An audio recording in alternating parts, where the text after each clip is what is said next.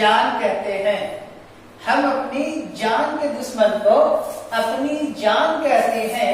मोहब्बत की इसी मिट्टी को हिंदुस्तान कहते हैं।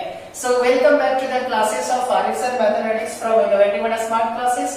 In the last class, guys, we had seen about the some problem based upon the differentiability.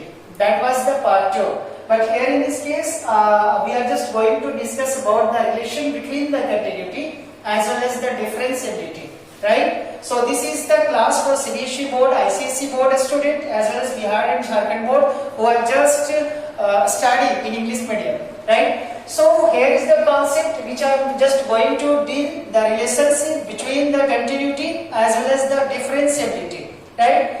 तो डिसकंटिन्यूटी या फिर कंटिन्यूटी और डिफरेंशिएबिलिटी, पहले हम लोगों ने कंटिन्यूटी को देखा था, उसके बाद हम लोगों ने डिफरेंशिएबिलिटी को समझा कि डिफरेंशिएबिलिटी का ज्योमेट्रिकल मीनिंग जो होता है एक स्मूथनेस के साथ होता है। इसका मतलब है कि आप कर्व में स्मूथनेस को निकाल रहे हैं तो कर्व की स्मूथनेस आएगी। इसका मतलब है कि आपको यूनिट टेंजेंट उस पर खींचा जा सकता है, या आप दूसरे वर्ड में ये भी कहा जा सकता है कि अगर हमारा टेंजेंट ना आता, अगर कर्व स्मूथ ना होता, तो हम लोग अब ये देख रहे हैं कि डिफरेंशिएबिलिटी में हालांकि इस बातों को हम लोगों ने सीखा है कि अगर कोई भी फंक्शन डिफरेंशिएबल है, it means that the function is already continuous, and if you talk about the continuous, then it may or may not be necessary that the function is differentiable, right? Discontinuous है, it means that the function is neither continuous nor differentiable. तो हम इस चीज को समझाने के लिए एक सीधा सा एग्जांपल लिए हैं और हम इस बातों को आपके सामने रखना चाहते हैं। उम्मीद है कि आप इस बातों को बहुत अच्छे तरीके से समझेंगे। Suppose some of the student who got more than 60% in 10th standard board और +2 स्टैंडर्ड, एक ऐसा छात्र जो 60% से ऊपर लाया है, वो हमारा डिफरेंशिएबिलिटी फंक्शन में है, यानी डिफरेंशिएबल उसको मैंने आइडेंटिफाई किया है। एक ऐसा छात्र जो कंटिन्यूअस होगा अगर वो 30% से ज्यादा लाया है, और एक ऐसा छात्र जो 30% से कम है उसको मैंने कंसिडरेशन किया है कि वो डिसकंटिन्यूअस है।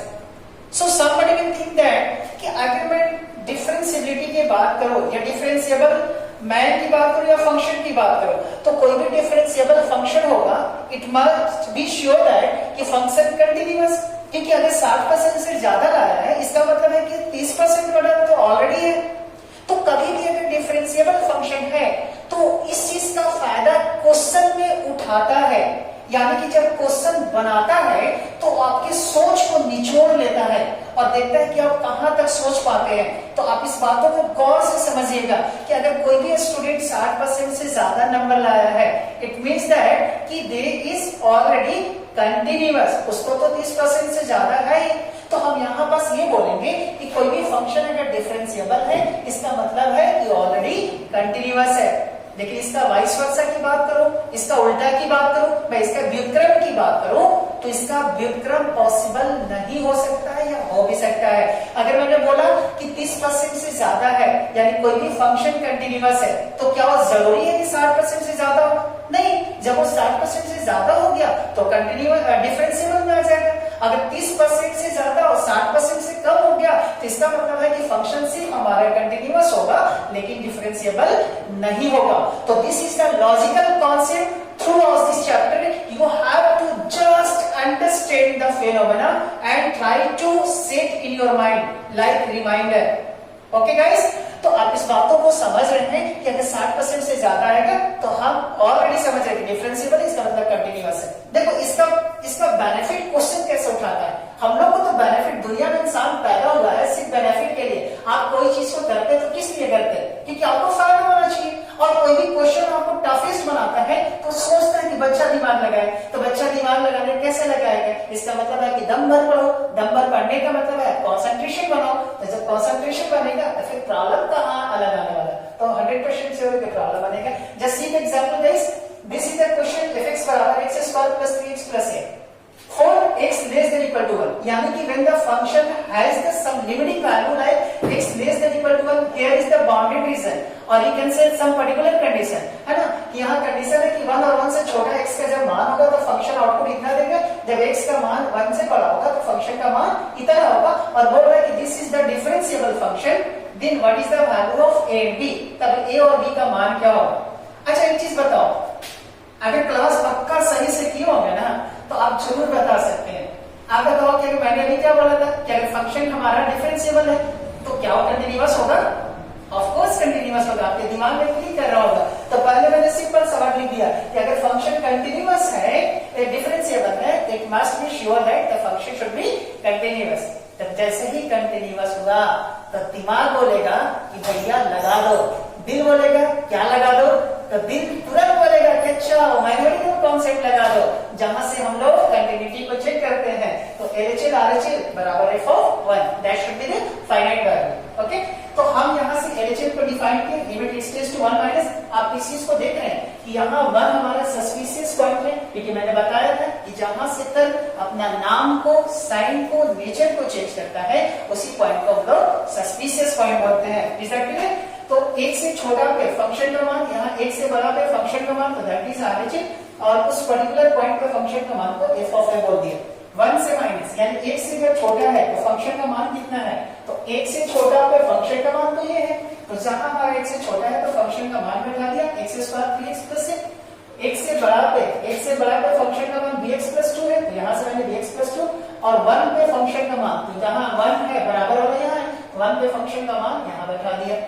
अब इसको सॉल्यूशन किया, आप x की जगह 1 बैठाओ, इन डिटरमिनेट फॉर्म है, डायरेक्ट हम लोग डिटरमिनेट फॉर्म में है, तो हम डायरेक्ट इसको वैल्यू पुट करेंगे, तो x की जगह 1 बैठा दिए, तो ये हमारा ऐसा कुछ बन गया, यहाँ x की जगह 1 बैठाएंगे और यहाँ x की जगह 1 बैठाएंगे, तो this is 5 plus a is equal to b plus 2, यानी a minus b is equal to 2 minus 5 is equal to minus 6। So ये हमारे पास एक रिलेशन आ गया। Is that clear guys? पहला रिलेशन क्या हुआ, अगर फंक्शन हमारा डिफरेंशिएबल है, बहुत इंपॉर्टेंट क्वेश्चन है, this question is generally asked in your plus 2 standard, है ना, whether it is CBSE board, ICSE board, JAC board और बिहार बोर्ड, सारे के लिए बहुत ज्यादा इंपॉर्टेंट है, इसलिए आप इसको खास करके ज्यादा ध्यान दीजिएगा। अब फंक्शन का जैसे ही हम लोग ने कंटिन्यूटी को चेक आउट किया तो हमारे पास a और b में एक रिलेशन डेवलप हो गया, a माइनस b या 5 plus a is equal to b plus 2। Coming to the second parameter, अगर हम बोलते हैं कि फंक्शन हमारा डिफरेंशिएबल है, राइट, फंक्शन हमारा डिफरेंशिएबल है, तो डिफरेंशिएबिलिटी है तो इसका मतलब है कि यूनिट टेंजेंट खींचा जा सकता है, और यूनिट टेंजेंट खींचा जाने का मतलब क्या है कि LHT RHT के बराबर होगा। तो हम LHT को डिफाइन किए थे, अगर याद होगा आपको डिफरेंशिएबिलिटी चैप्टर का जिस दिन हम लोगों ने डेफिनेशंस को प्रूव किया था और निकाला था, तो हमने LHT का वैल्यू निकाला था और ऐसे डिफाइन किया था कि limit s tends to 0 f of 1 minus h minus f of 1 divided by दोनों का base difference, that is minus h। अब यहाँ देखो 1 से छोटा पे हम लोग यहाँ से पूछते हैं, 1 से छोटा पे, और 1 से छोटा पे फंक्शन का वैल्यू कितना है, तो 1 से छोटा पे फंक्शन का वैल्यू, 1 से छोटा पे 1 और 1 से छोटा पे फंक्शन का मान तो ये है, तो हम x की जगह बैठा दिए 1 माइनस h, तो 1 माइनस h का स्क्वायर 3 into 1 माइनस h और प्लस में a माइनस f of 1, यानी कि जब x का मान 1 है, तो जब x का मान हमारा 1 है तो यहाँ 1 बैठा दो, तो दिस इज 1 का स्क्वायर 3 into 1 और प्लस में, जब इसको आप रिजॉल्व करोगे माइनस b का स्क्वायर h का minus 2b plus b square 3 minus 3h और प्लस में, और इसका सॉल्यूशन करोगे तो 4 माइनस, अब यहाँ देखो 3 और 1 4 माइनस के साथ कैंसिल हो गए, यहाँ प्लस में यहाँ माइनस है, दिस इज माइनस h। अब इसका सॉल्यूशन करेंगे तो h स्क्वायर, h मैंने कॉमन लिया है, और ये 3 और 2 5, तो 5h का माइनस 5h होगा, h को मैंने कॉमन लिया, नीचे माइनस h। इंडिटरमिनेट फॉर्म को खत्म करने के लिए h को हटाया, लिमिटिंग वैल्यू बता दिया, यहाँ 0 बता दिया, तो 0 माइनस 5, नीचे में माइनस 1, ये करेगा यानी minus 5 upon minus 1, this is equal to 5।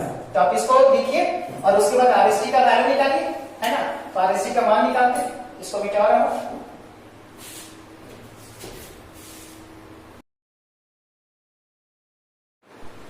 चलिए इसके सेकेंड मेथड को हम लोग देखते हैं, इसका एक और तरीका है जो हम लोग सॉल्यूशन कर सकते हैं, हालांकि डिपेंड्स ऑन यू कि आपको कौन सा तरीका बेहतर लगे, लेकिन फर्स्ट वाला आपका जो एग्जामिनेशन जो बोर्ड एग्जाम है उसको बनाने का प्रोसीजर ऑलमोस्ट वही यूज किया जाता है, राइट, लेकिन this method is generally used for the competitions, लेकिन हम क्लास में हमेशा 2-3 मेथड तो देते ही है और कोशिश करेंगे कि आज भी इसको सेकेंड मेथड से सॉल्यूशन करें।